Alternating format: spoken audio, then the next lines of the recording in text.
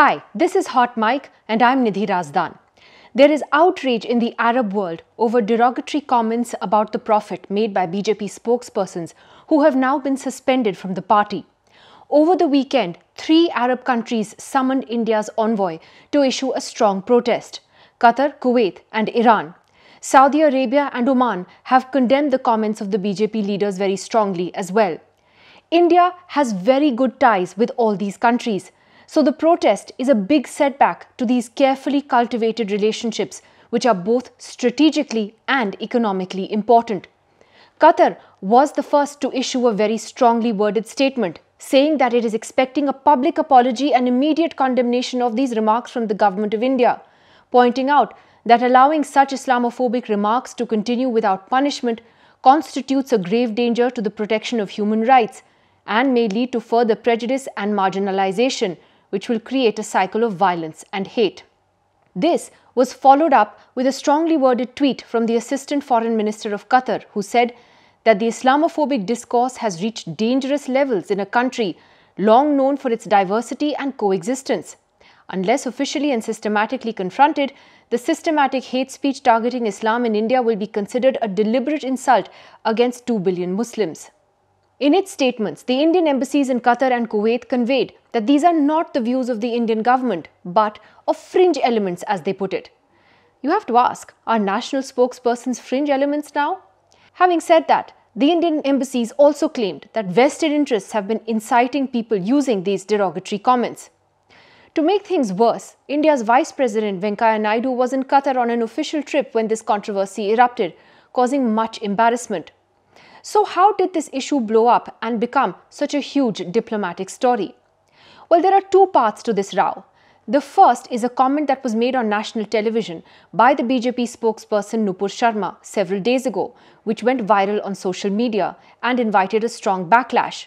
The second is a tweet by a Delhi BJP spokesperson Naveen Kumar Jindal, which made things worse, and both incidents together caused a huge backlash in the Arab world. There have been reports now for the last couple of days of how superstores in Saudi Arabia and Kuwait, Bahrain are removing Indian products from their shelves. The issue was also the top trend on social media in Saudi Arabia and other Arab countries for several hours. India has maintained good ties with Arab nations, and Prime Minister Modi in particular has prioritized India's relationship with these countries. From Saudi Arabia to the UAE, Iran, Qatar, India has good ties with all of them. In fact, Prime Minister Modi's first international visits this year were to the UAE and Kuwait in January.